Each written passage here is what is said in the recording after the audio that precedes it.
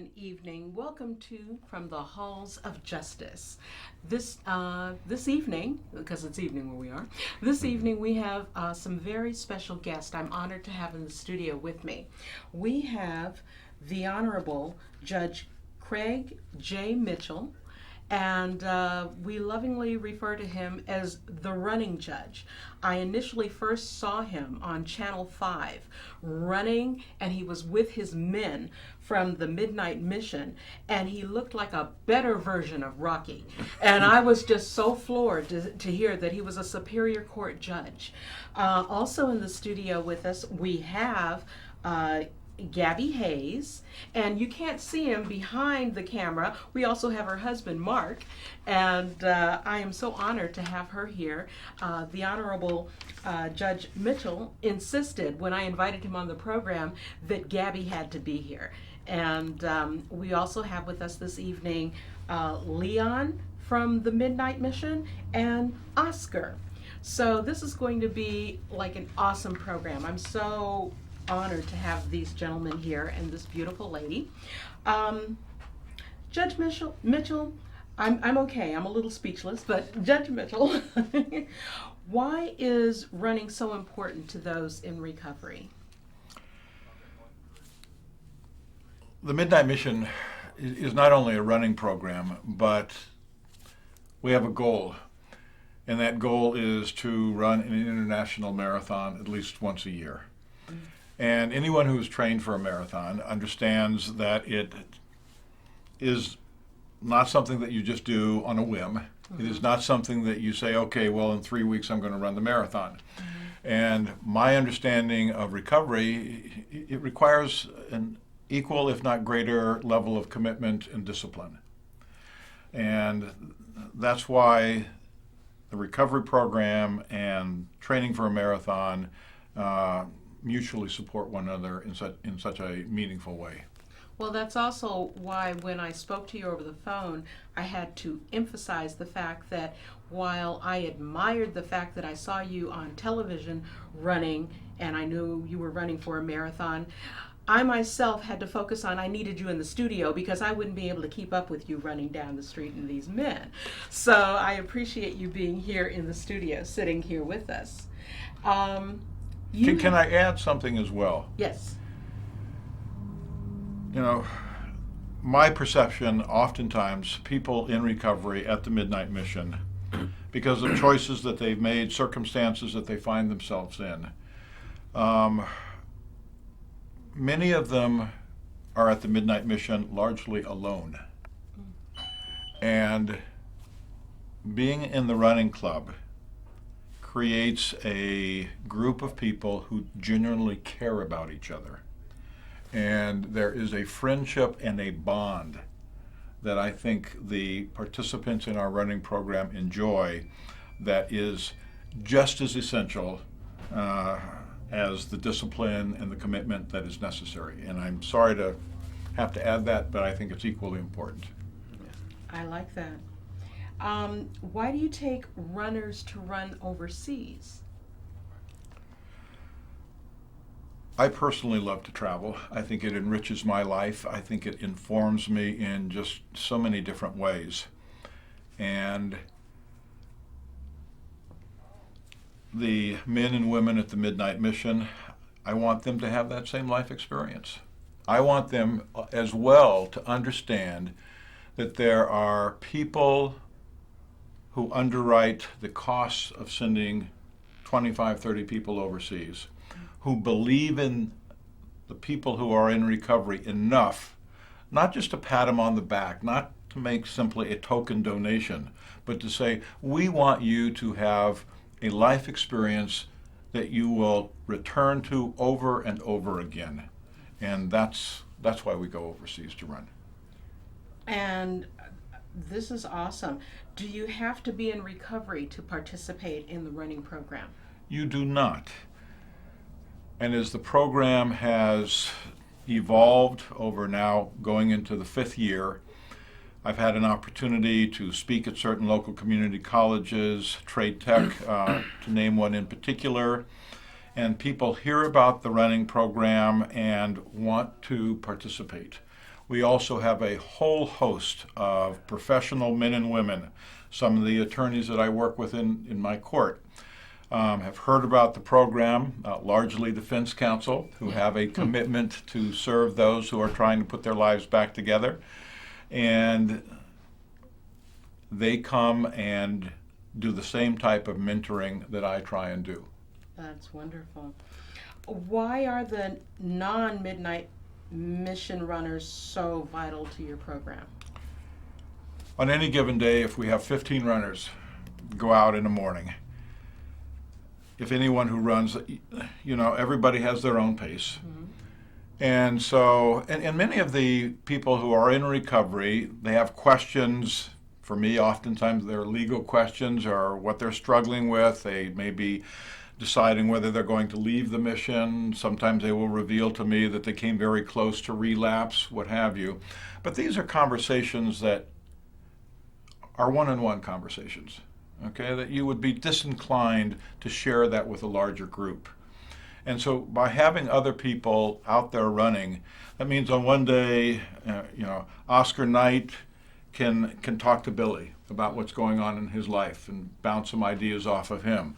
Leon, if he and I are running at the same pace that day, then Leon can share some of what's going on in his life. Mm-hmm. And that's why it's so vital. Now, how did the filming of a documentary come about? We had the great good fortune of having Mark and Gabi see an article in the Los Angeles Times. And they reached out to us, contacted us, and suggested that they would like to do a documentary of the program. And it has been such a core component of what is happening in the running program. Because once again, it is incredibly affirming. If you have people who are very successful in their professional lives, just as Mark and Gabi are, right, and the guys from the mission who are in recovery see that these people, not only themselves, but they hire a crew, they have spent countless hours filming, mm-hmm, they have sponsored people to go overseas, that is making a statement to the runners, right, okay, that what you are doing in your life is not only important on an individual level, but other people need to know about it. Right. Okay? And, it is just great good fortune that they responded in the way that they have. I was going to say that sort of flows over into the next question, which is how do the runners feel about the documentary? I will let the runners answer that question. Okay, Leon. Yeah, I think it's a great opportunity for exposure for the running club and the altruistic movement of the running club. It's just good people helping other people, and it's all about welcome. Let's run together, let's get to know each other, and there's this camaraderie, not just with the runners in the mission, but all the runners and everybody associated with the runners. From the jump, it was, you want to run? Welcome.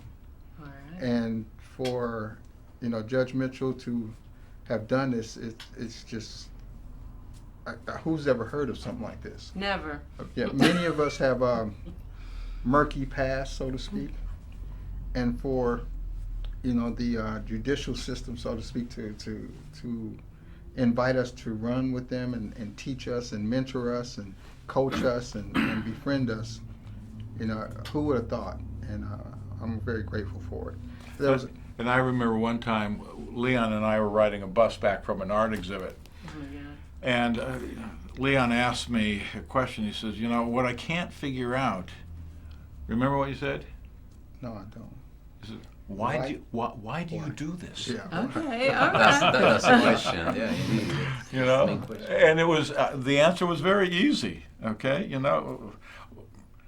Every human being is intrinsically of great worth, okay? And if there are impediments that are keeping somebody down, well, let's, in our short span on this planet, can we remove some of those impediments? And if we can, great, okay? Amen. We as a larger community are better when the Leon Fritzes and the Oscar Knights of the world are released from what, sort of weighs them down and can bring to the community what they have to offer. Absolutely. Okay. I would like to say one thing. It was interesting. Peyton Manning made a statement today, and he was quoting somebody, and he said, "Treat a man as he is, and he will be as he is. Treat a man how he ought to be, and he will become what he ought to be." And that kind of is the essence of what this club is about. Much respect. Nobody's put down. Nobody has, that weight on their shoulders, and it's very uplifting. And then the running is very therapeutic. And Oscar, how do you feel? Oh, well, now that we had an experience today, we found a dead body. We were going running this morning, he was just laying on the floor. And I was talking to Judge Mitchell about it, that how come this person had been there perhaps for hours, and nobody had noticed that the body was just laying there. While you were running.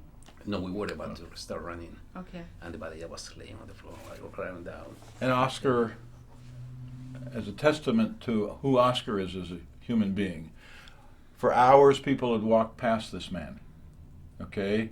And Oscar was the first person to try and wake him up, who tried to feel if he had a pulse, okay, and discovered that he had passed. Oh my God. Okay. And what I just want to mention is that the club, we should not lose this, to be sensible towards our neighbors. Yes. But personally, what I felt is that we human beings as a society, we have lost to care for the neighbor. I saw that today, and the running club, what it has is that it's like the judge mentioned, that personally to me, they have accepted me the way I am. They listen to me, I listen to them. I do have my own personal problems, but they're always been there for me. And what I saw today just tells me that we as a society, we should change. We should actually should have this initiative on how to involve the community in better, and become a better society. I mean, taking care of our neighbors, like the group, this beautiful group does, because that's the way I feel. I've been with this group for 2 years, and it has actually changed my life. I'm an alcoholic, but by talking about these small talks that we have while we run, it has changed my life. It really has. And I will invite anybody that actually would like to change his own life or her own life, that has any kind of problems, not only drug or alcoholism, but any kind of problem, just to come to join us, and we'll see what a difference the running club could do. Absolutely. This is heavy. I'm so impressed. We're not just a bunch of athletes, okay? We probably not score very high in that category. I don't know. I think you're some pretty awesome people. What are some of the disappointments that you've had to deal with? The major disappointment is when somebody relapses. Okay, I could mention a significant number of names of people who we get close to, that they bring a lot to my life, and they don't succeed. And anyone who is involved in the recovery process knows that not everyone is a success story. Okay? We've had people, though, who have relapsed, who are gone. They'll disappear for 8 months to a year. But then when they have been laid low, they'll come back. And, the wonderful thing about the Midnight Mission is, okay, maybe now is the time that your recovery is going to go the distance. Okay? But, no, that's the greatest disappointment, to see good people lose, at least for a period of time, the fight with their addictions. How can the community support your program? A lot of different ways. Supporting our program, as Oscar indicated, come out. Okay. If you have something, if you are willing to extend yourself to another runner, and hold conversations and encourage people and support people, come out. Okay? If you're not able to do that, taking 25 to 30 people to Ghana, to Rome, to Vietnam, where we're going to in August, is not an inexpensive proposition. Mm-hmm. Okay. Okay? So, if you're able to help out in that regard, God bless you. So tell us about your success stories. Well, the success stories are seated either side of me. Absolutely. Okay? And if you listen to them talk, you get a sense of what type of human beings they are. Okay? But there is a long list of people. We have Rebecca Hayes, who was a heroin addict for 10 years, became part of the Midnight Mission running program. She is now a surgical nurse in Seattle. Okay? Another individual, Ben Shirley,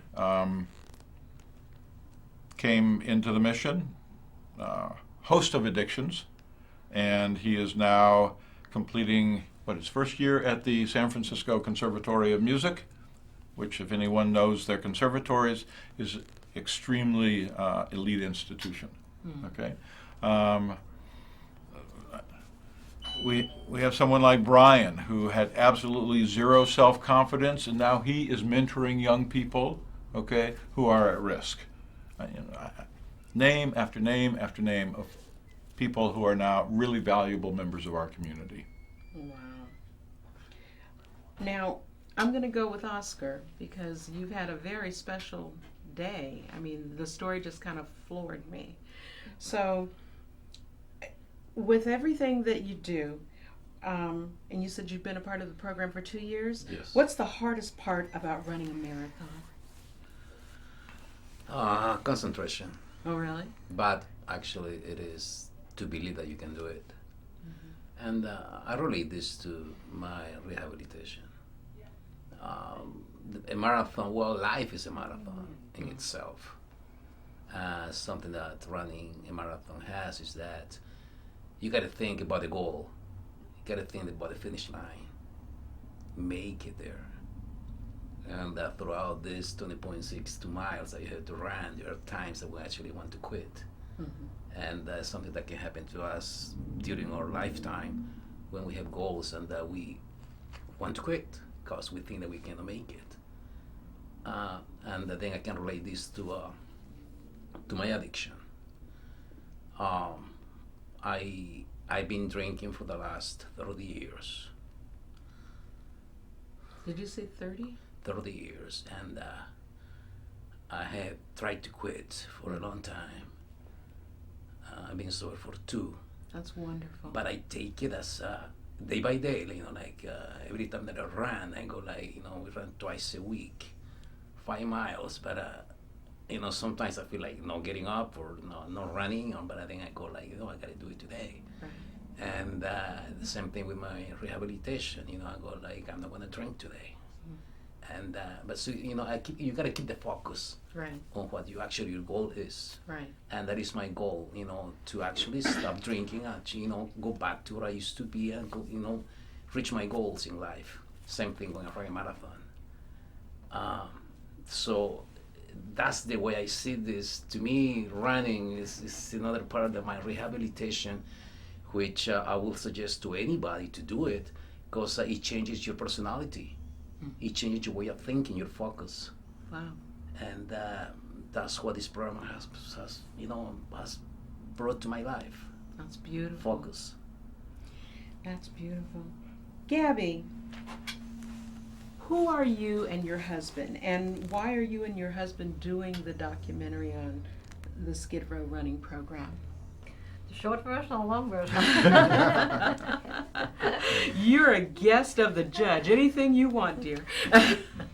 Actually, I grew up in a communist society, former East Germany, and I took up running when I was about 16 years old and ran long distances. So I love running, actually. And Mark picked me up hitchhiking in former East Germany, and this is how I wound up in America. Wow. So when we read the article about the running club and Judge Mitchell, what he's doing, we just said we have to just check it out. I mean, maybe there's a story there, and also love to join a club that runs. So the first month or 6 weeks we ran with the club and got to know some of the runners and got a little bit of their trust. I mean, everybody on Skid Row is a little bit suspicious. You can come with cameras. I mean, they can be knocked down or destroyed, and so just to tell them what we were doing and gaining their trust helped a lot to get the documentary off the ground. Mm-hmm. Wow. So, and what have you learned filming this project? A lot. Okay. I mean, first of all, we lived downtown for about 4 years, or 5 years roughly, and we saw Skid Row on a daily basis. I mean, going to a restaurant, on 4th and Main, right around the corner you park your car and there's people laying in the streets, and on weekends you go to yoga maybe and you see people in the streets and tents, and it just feels like there is no solution to this problem. And seeing Judge Mitchell, like one man, making a difference in these people's lives just touched us, because you can start anywhere. Small, it means, giving people a second chance. I mean, that's what our documentaries are mostly about. People on Skid Row are able to achieve big things. And it's not that they're just people left out from society and nobody cares. And it changed us a lot too. During this documentary, we had different perception of people on Skid Row, and some even criminals who are now running club. You murderers. You think. We have one gentleman who spent 30 years in prison, but behind a first-degree murder conviction. Okay, and he's one of the most decent human beings that you'll ever want to meet. Okay, and to try and sell that proposition to the general public is probably a tall order. Okay, but if you spend the amount of time that we have with this individual, it's not a debatable point. You're a very brave man. You are something else. When you're running with 15 other guys, you don't feel that you have to be very brave. Okay. Okay. Now, let's see. Leon, I'm not going to leave you out. Do you see yourself remaining with the running program from a year from now, 5 years from now? Tell me. Absolutely. I mean, what has happened to me, I couldn't get off of 5th Street. And to make that 1 block journey to 6th Street and then join this runners club it's like being in another world. And I don't see myself ever leaving the runners club. I want to be associated with it in every capacity, because it helps people. It helps people recreate their lives. And that's what I want to do. I want to help people. Like I said earlier, I've been to some murky places, and there's other people who've been to murky places that need to be welcomed, that need to be comforted, that need the opportunity to be part of a positive group and be surrounded by positive people and do positive things. And it only helps the whole society, but people need a start. They need a welcoming. They need a handshake. They need somebody to maybe pull them up. Wow. And that's what happened to me. And I feel if I can do that with someone else through the Runners Club or through sharing my experiences, maybe I can help somebody else. And to sort of piggyback onto that, as a judge, I had people ask me, well, do you spend most of your time on the golf course? Okay? Are you a member of a downtown club? Okay? We all have choices to make. And I can honestly say, Mondays, Thursdays, and a lot of Saturdays, there's no one I want to spend my time with more than the gentleman to either side of me and the other members of the running club. Okay? We feel the same way. Okay? I'm sorry. They're quality people. Okay? And one of the things I found people who are in recovery, they've you've peeled away the pretense, the artifices. okay? And so you get the real people, Then you get okay? the goal. They've had to confront who they really are, strengths, weaknesses, addictions, etc., okay? And after dealing with a lot of people who are dishonest on a daily basis, who, you know, are interested in the superficial, the non-essential, I mean, they're just good people to be with.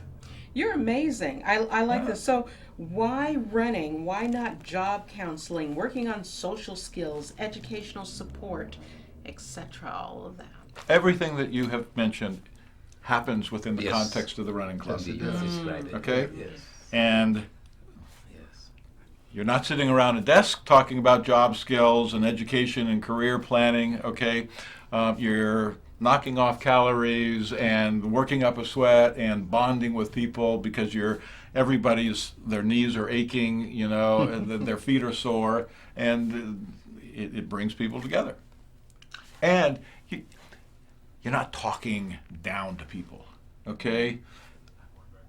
When I am running, okay, you know,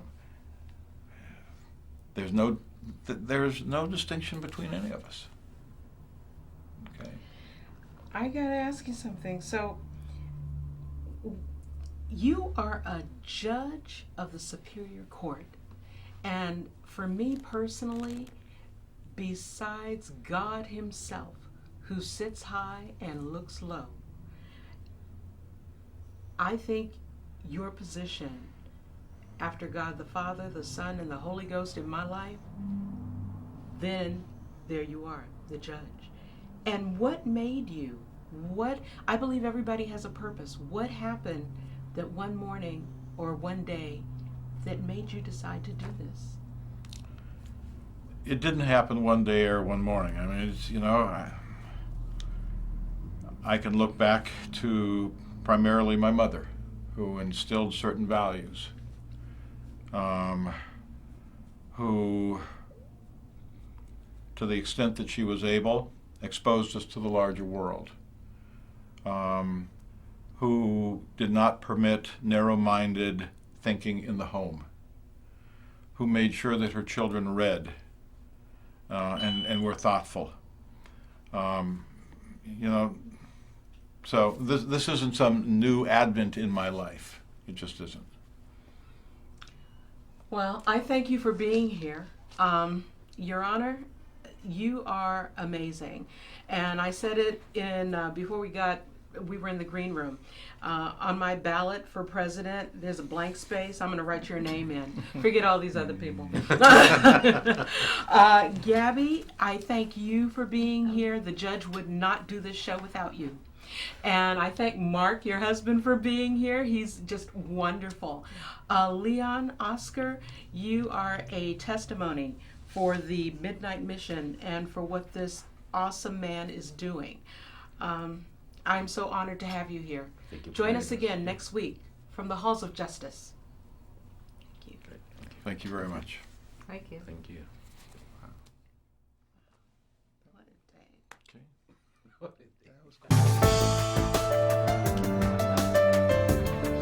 It was an amazing day. I mean, all this together. Yeah. The way they started in the ring and then this. It was incredible.